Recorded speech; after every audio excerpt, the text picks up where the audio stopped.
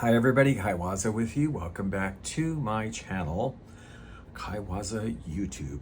And what's going to be my last video for quite some time.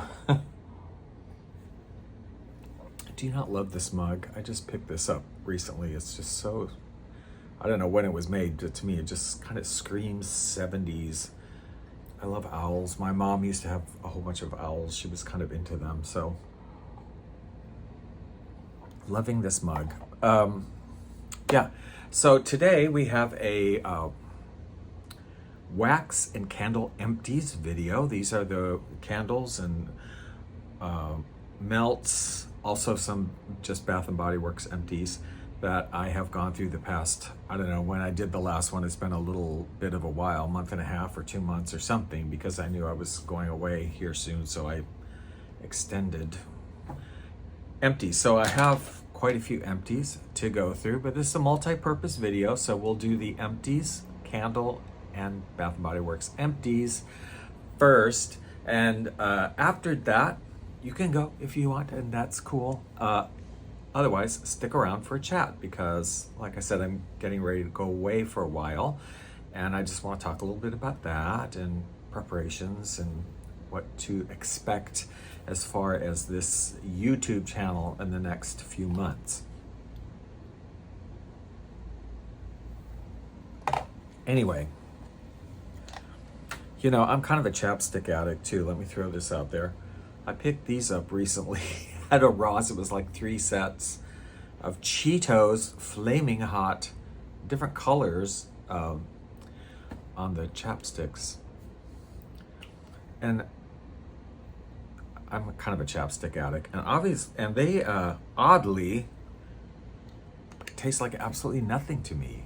They're really weird. Like, I don't get any cheesy Cheetos flavor.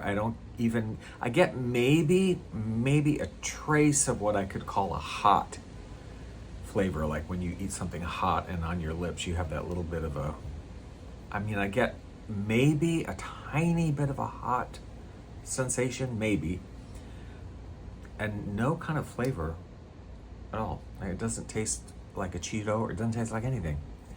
Weird, I've never had that happen before.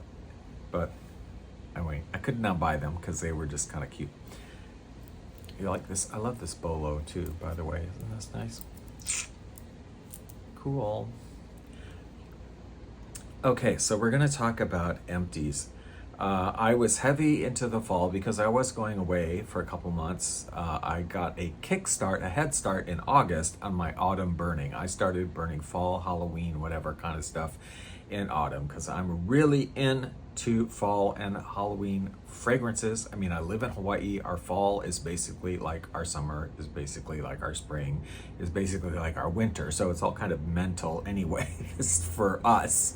But I love fall and Halloween. I have so many great memories of it. So I'm very attached to those scents. So I started early. One of the things I have gone through, this is a Village Candle and Apple Harvest. Oh my gosh. Now, as you can see, I never did burn this, the wicks there. I only had this under the candle lamp. And this is just absolutely a divine scent. It's just, to me, it's a pure, wet, juicy apple scent.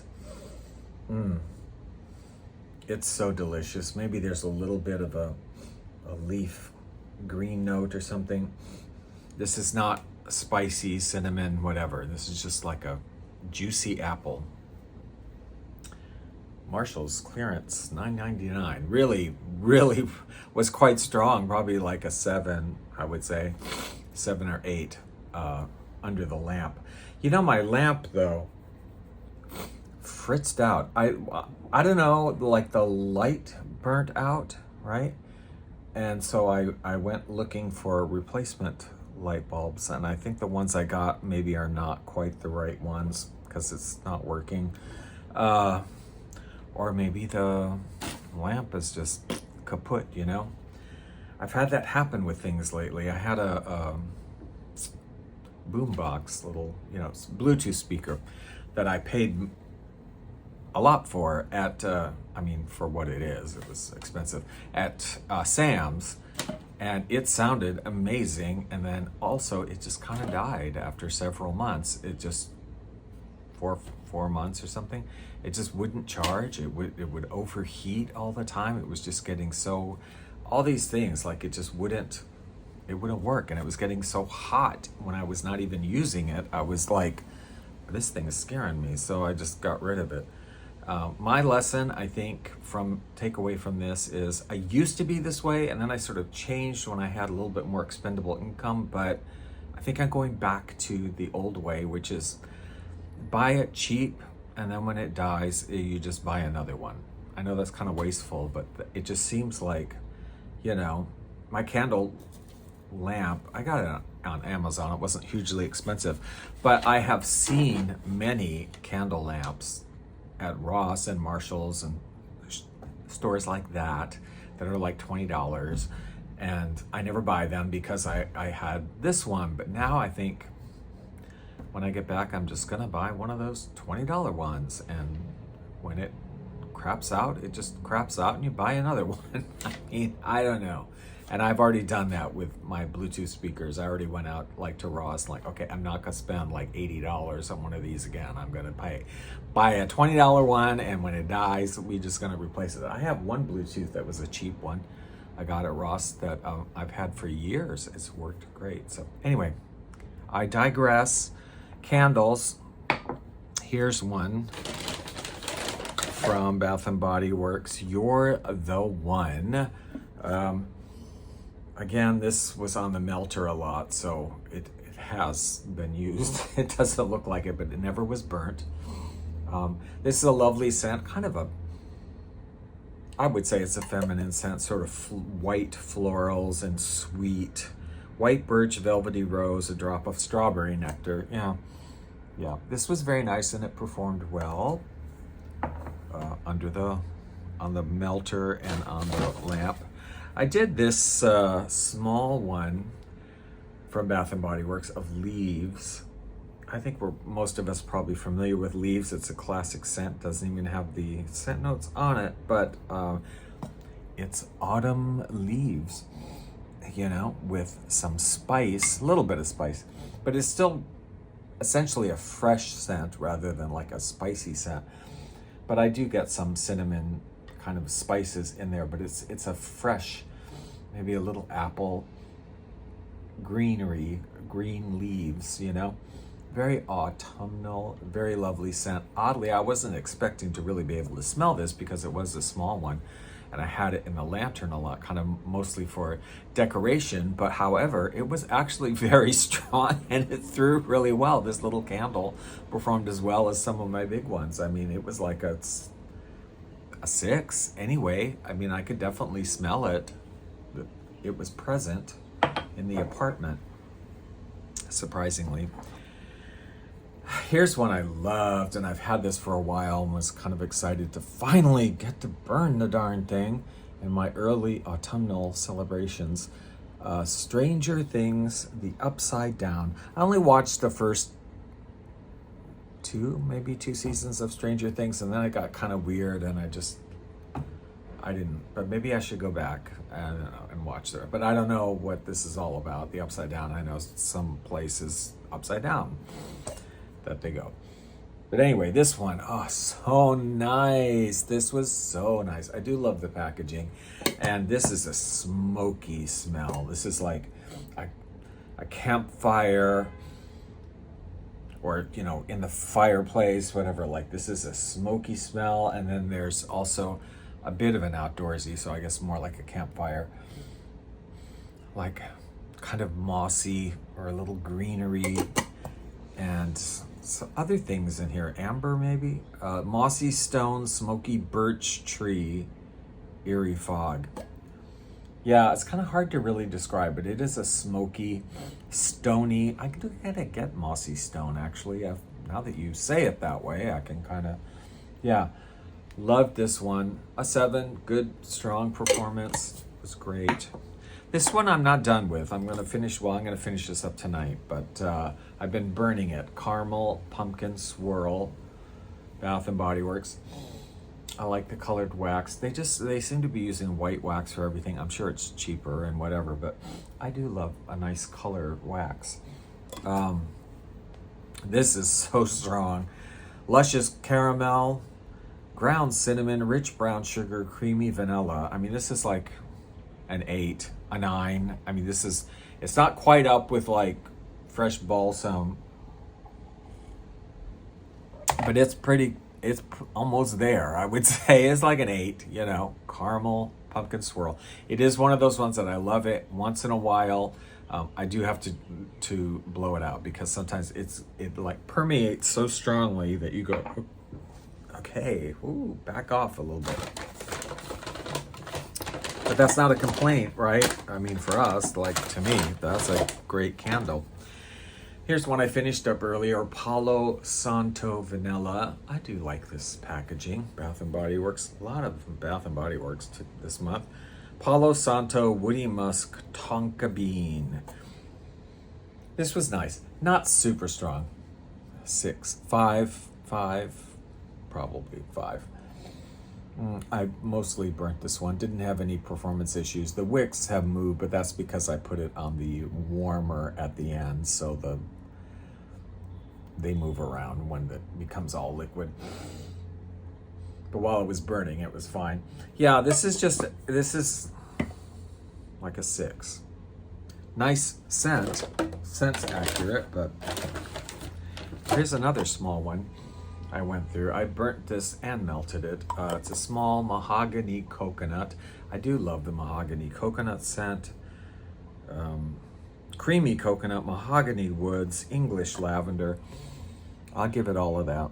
There's a little bit of lavender there. But again, it's sort of a men's, to me. The mahogany, I don't know, always, for me, maybe it's just a personal thing, comes across as sort of a men's cologne. So mahogany coconut would be sort of like, a men's tropical cologne. I don't know. I like coconut. This one, yeah, it was about a 5 or 6. I mean, I could smell it when it was burning. They're pretty, I don't often get the little Bath and Body Works ones, but I have to say, my experience with them has been that they are, I don't expect them to throw very much, but they seem to throw better than what I'm thinking they're going to. Here's Ebony Sands. Packaging's a little boring. I'm not a real fan of black. I don't know, just black decor or whatever. I like color.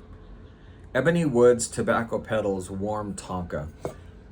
It's a lovely scent, like on cold and burning. It's a nice scent, but this was quite light. I mean, I would give this like a 4. I had to be kind of standing around it in the vicinity of it to smell, so it's sort of underperformed in terms of throw for me.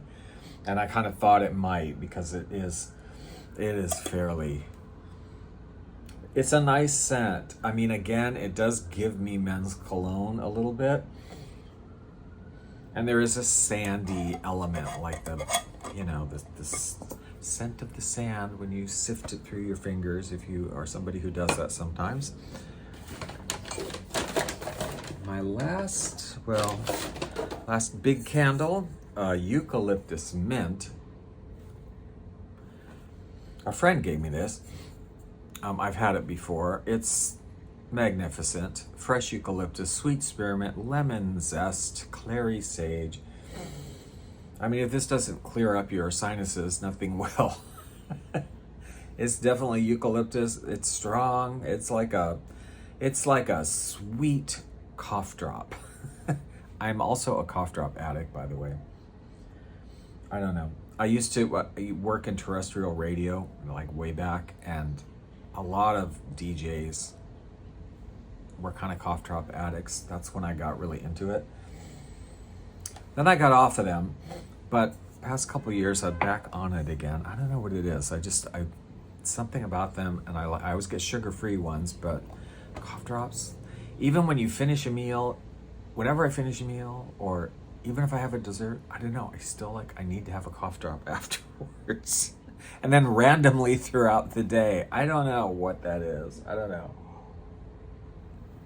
Okay, let's look at, oh, I do have one more candle. It's so cute.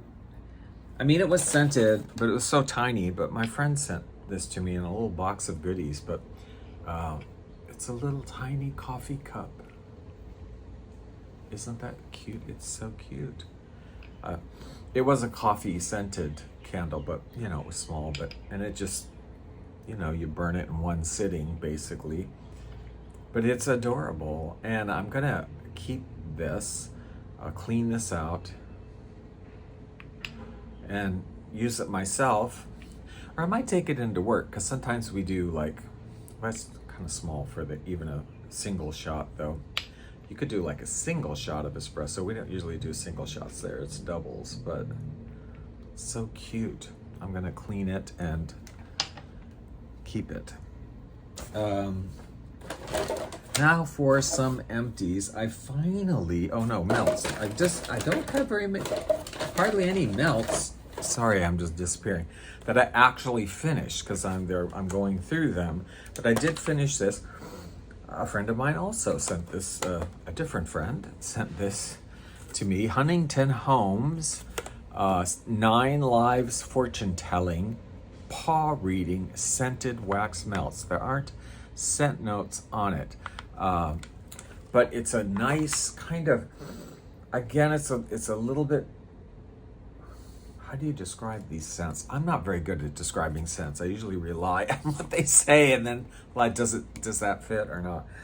So I don't know. To me, this is kind of not really smoky. I mean, maybe a little smoky, but kind of, maybe like there's a little bit of amber, a little tiny bit of patchouli, maybe.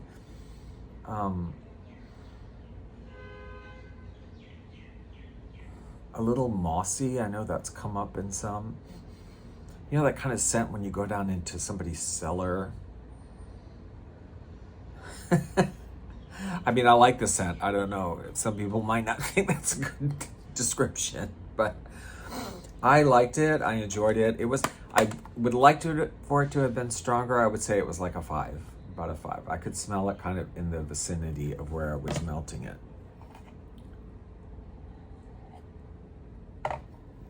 Empties, let's do the empties quickly. I went through a couple of hand sanitizers, a vanilla coconut and a blackberries and basils. This one's super nice. This took me forever to get through, but I finally went through this Sensual Amber shower gel. The notes are golden amber, wild berries, orange flower, lotus petals, and creamy sandalwood. That's a lot going on. I mean, I definitely get amber from this, and I definitely get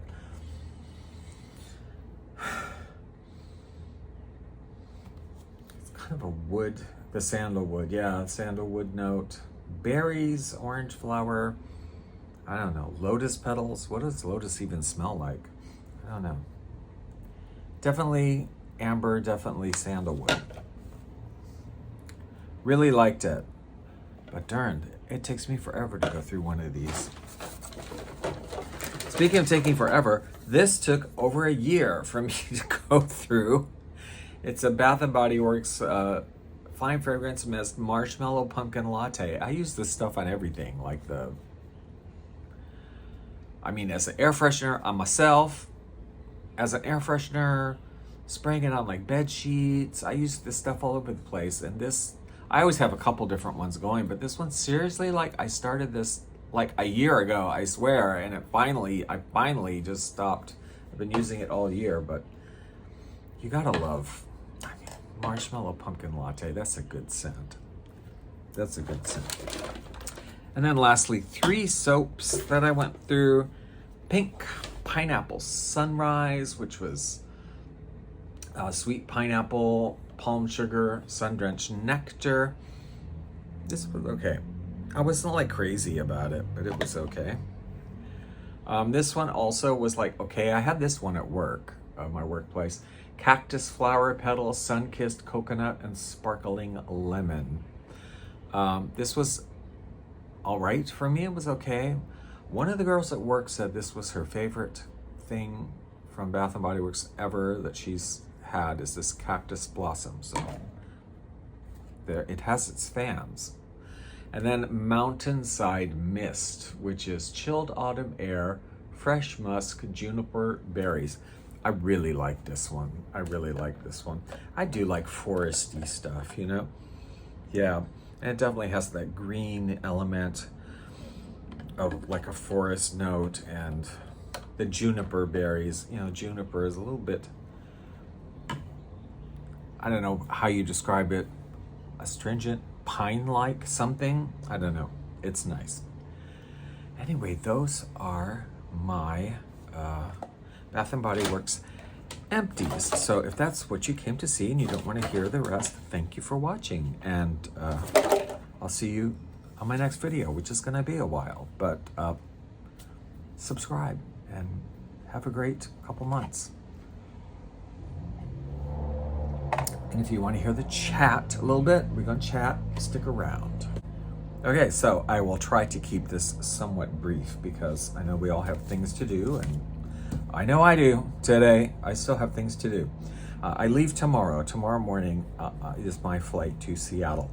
And what's happening, I know I've talked about some of this, and I'll just tell you what's happening, where I am with it. I'm going on kind of an experiment for me. You know, I love cruising, and I go on cruises once or twice a year, usually. And I've been on a couple longer ones. I've been on one that was 19 and one that was like 20 days. And I loved them, and they were both on smaller ships. And I know some of the people at the end of those 20 days were like, oh my gosh, we're ready to get off the ship. We are ready. And I was just so not. Like, I thought I could just, I could stay on and keep going. I'm enjoying this. I'm loving it. You don't have to do anything, and your food is all prepared, and it doesn't even matter where I'm going at this point. It's just the experience, It's lovely, and you meet lovely people, and there's entertainment, and there's music, and there's a pool, at least one, and spas, and all sorts of things to do and see. And just relax or do nothing and sit in your chair and read a book and be all Greta Garbo and Anyway, so I was looking for a longer one, and I found one that was such a good deal. It's 40 days. So I am leaving tomorrow, and then Thursday afternoon getting on a ship that I will be on for 40 days, 40 days.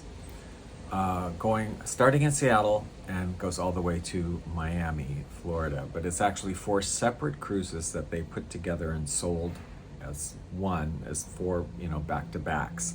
So I will have a cabin. I won't be like moving and checking in and checking out, whatever. That's your cabin for the 40 days. Interestingly, I don't know. It's the day before 2 days before I board, and I still don't have a cabin assignment. And I was freaking out about that a little bit, because usually you get your cabin assignments way before. Every time I've gotten them at least like 2 or 3 weeks before, and sometimes way more than that. Sometimes they end up assigning your cabin like very quickly. But this is on Cunard, on the Queen Elizabeth. It's a British run kind of ship, and they're a little bit old school, and they do things differently. They don't actually have an app. You have to do everything through the website or call them. It's all been fine, but it's different. It's different.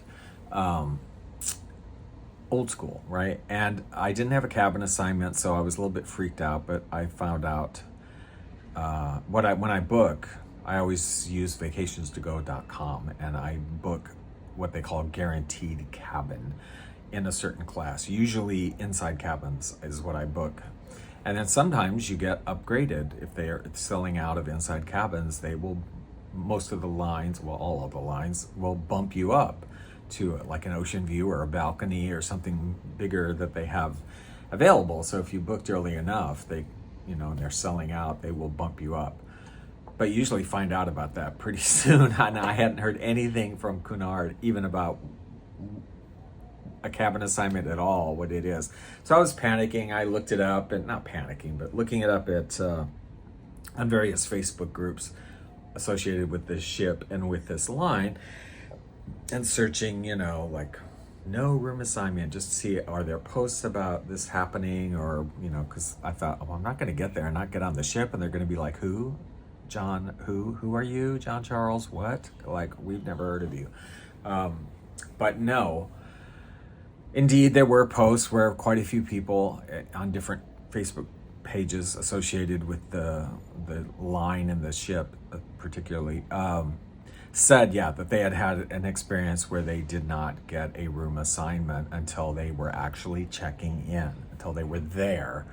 And then they gave them their room assignment. Sometimes they got it before and sometimes after, because when you do a guaranteed room booking, which is what I do, that just guarantees your cabin in that class.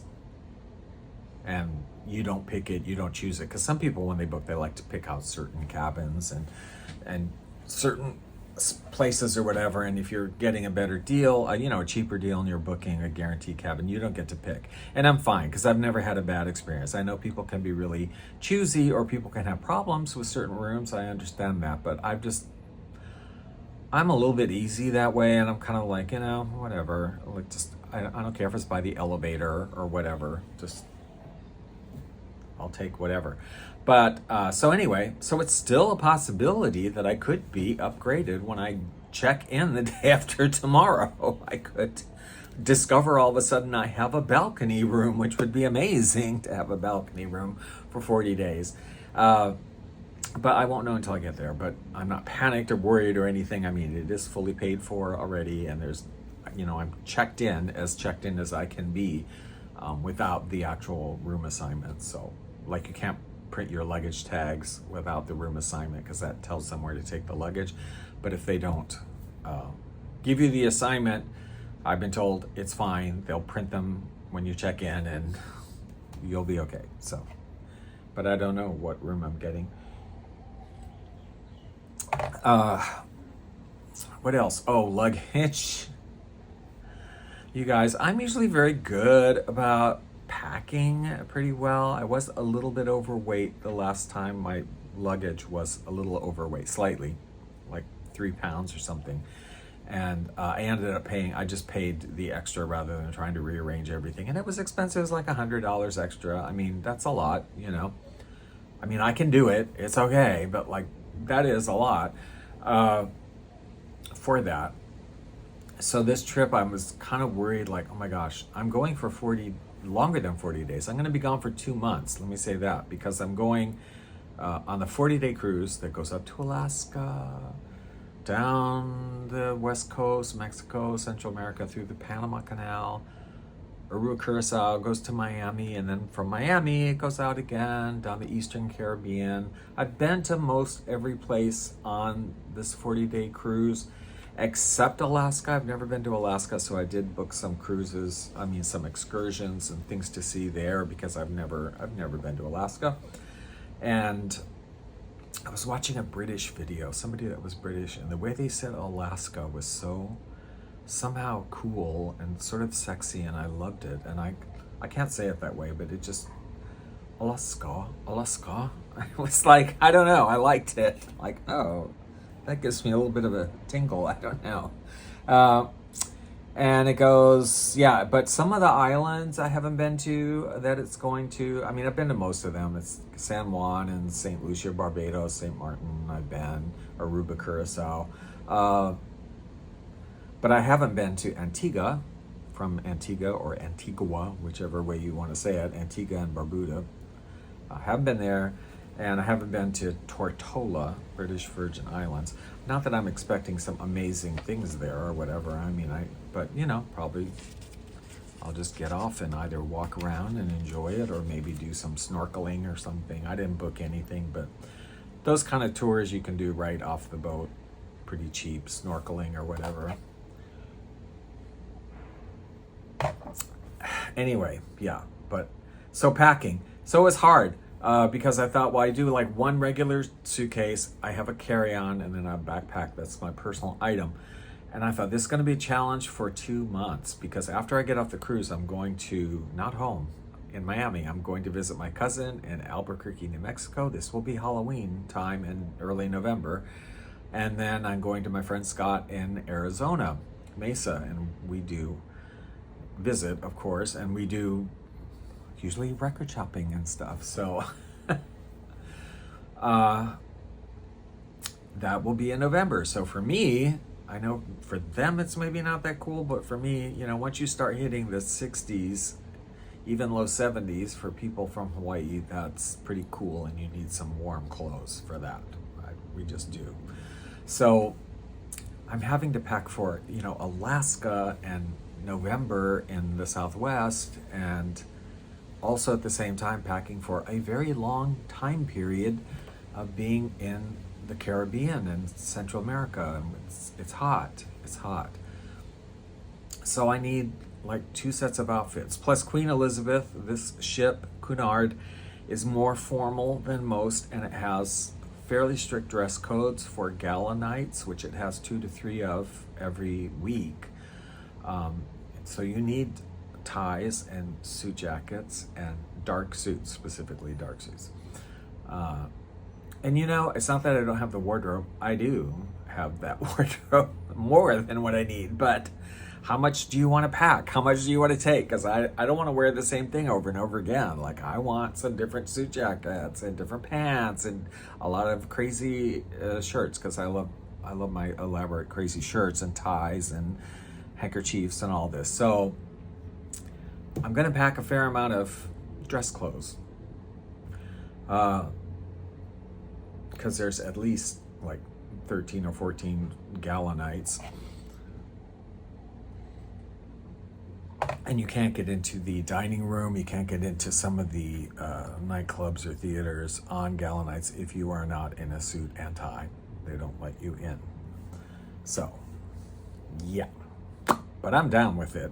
It's a packing question. So I packed the other day, because I always pack a couple days in advance. And I was just stressing, and delayed it and did everything until finally after lunch, late in the afternoon, I started actually packing the clothes and whatever. And I ended up making it work. I did use like vacuum bags, because I thought, okay, I'm just going to be overweight. I'm going to assume both of these bags probably going to be overweight, you know. It's just going to be for that length of time and what I'm doing. So, and they are, both of them, they're like, you know, with the expander out. And I have a carry-on, you know, that's expanded out, and then I have a regular size luggage.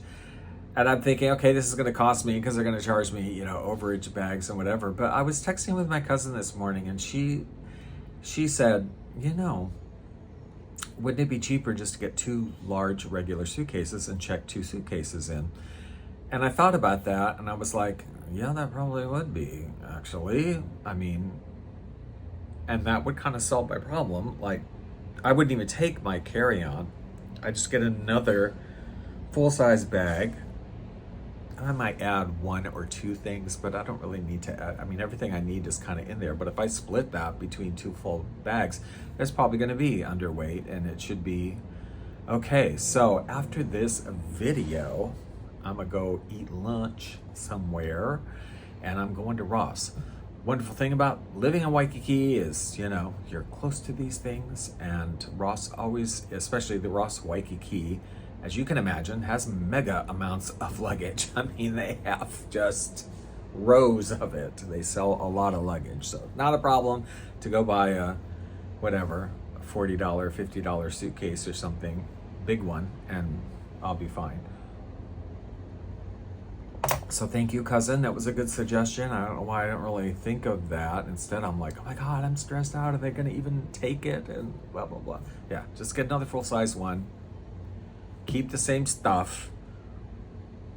There's one more jacket I might throw in if I have the room then, but that should take care of it. We'll be fine. And I just won't take a carry-on. I'll have my personal item, and that's fine. What else is there to say? Oh, the channel, what's happening? Because, okay, so when I go on cruises, I do not buy the internet packages. You can, and then you will have internet while you're on the ship. I do not do that ever for a couple of reasons. Number one, it's expensive, and I'm a cheapie. I'm a cheapie. I get my cruises for cheap. It's a very good deal, and I'm cheap. I don't eat at the specialty restaurants if they cost extra. The dining room, the buffet, the other things that are free are totally great for me. But what? I don't get the internet packages. So I just disconnect. I mean, that's kind of part of the thing. I know 40 days is a long time to disconnect. It really is. I'm like, oh my gosh. Like, huge pageants are happening while I'm gone, and I am a pageant person, and like several pageants are happening, including just announced Miss USA. I won't even be here for that, but like, oh well, I'll just have to catch them on YouTube when I get back. Survivor will start and be halfway over. I've never missed a season of Survivor, but I guess I'm gonna, unless I can catch up with all of it, I'm gonna miss this one as it's happening, first time ever in 20 something years. What else? Yeah, so I will not have internet. Only get internet. I mean, I think off and on the first week we're in Alaska, so I think I'll probably be able to have it there. I don't know, on my phone, just my phone internet. Supposedly we go to San Francisco. I'm going to put I'm doing this so I have a visual cue when I'm editing. I'm going to put the schedule of the cruise, the itinerary of the cruise up here, and you can just scroll through that just to see where I'm going, what it is.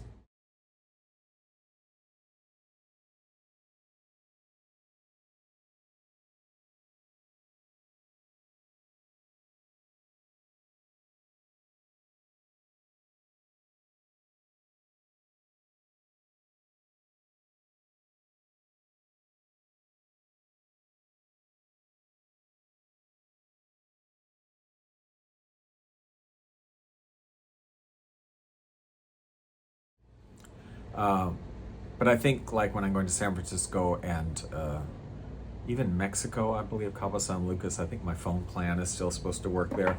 So I'll probably have internet maybe the first week and a half or so. I don't know, maybe not. But usually after that, definitely not. Usually I just go if I'm on the island or wherever we are. You can find a cafe.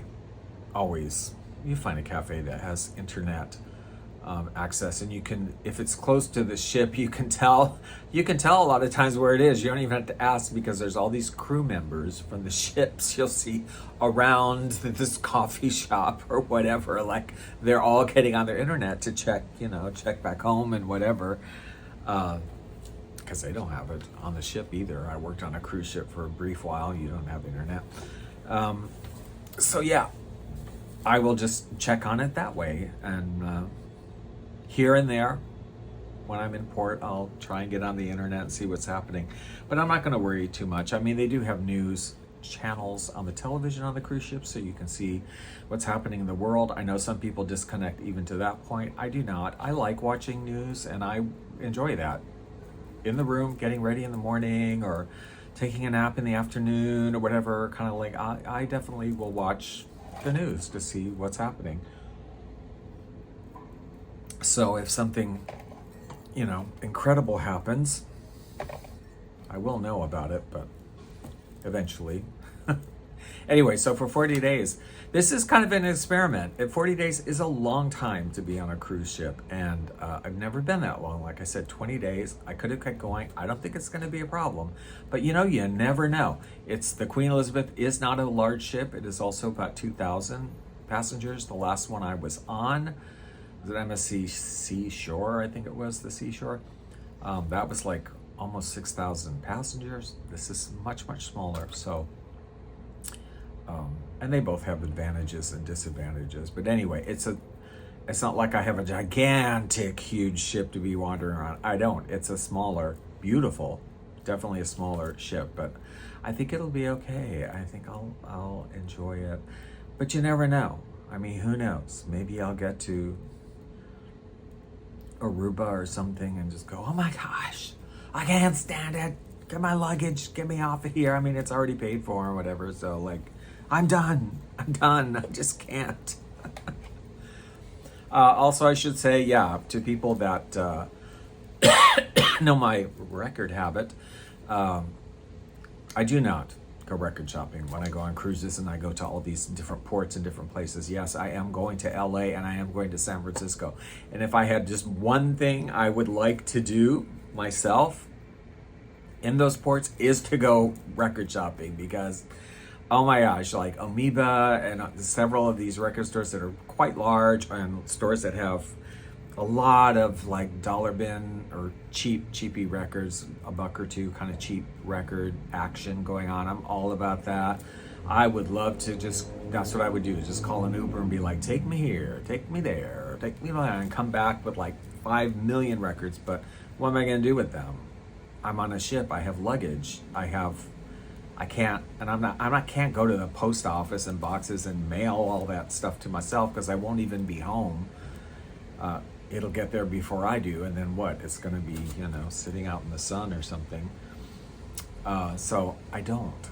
And I would love to, but on any of these ports, I do not go record shopping, because what am I going to do with it? I mean, yeah, I might, if I'm like in Puerto Rico or someplace. I have before, like gone into some thrift stores that were in the area or whatever and looked, and I've gotten a record or two.